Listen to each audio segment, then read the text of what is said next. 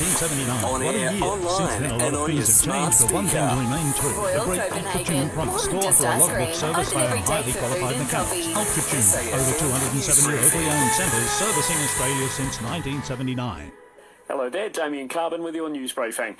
Residents in and around the New South Wales town of Forbes are being told if it's flooded, forget it, with hundreds being told to stay away. But Lachlan River expected to peak at 10.8 metres. That's the worst flooding in that town for 70 years.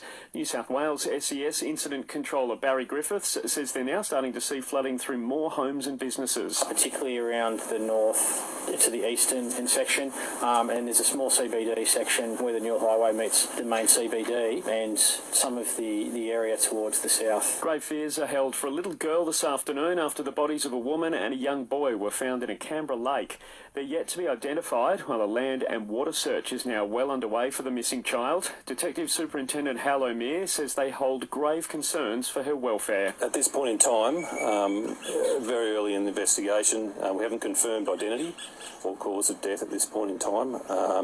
So those details will become apparent as the investigation unfolds. There was an earthquake this morning about 100 kilometres north of Canberra. The magnitude 4 felt in the nation's capital at about 10 a.m. Hugh Glanville is a senior seismologist from Geoscience Australia. Says it's the biggest there in a decade. It's being felt so widely. We have reports coming in from Cootamundra, Orange, Canberra, Crookwell, so very, very widely dispersed through the area that the shaking was felt. Former Pakistan Prime Minister Imran Khan insists he still wants to return to the top job ahead of the next elections there, despite being shot in the leg this week. What would you do with $1? Did you know that for every $1 donated to Food Bank, 2 meals are created? Head to foodbank.org.au.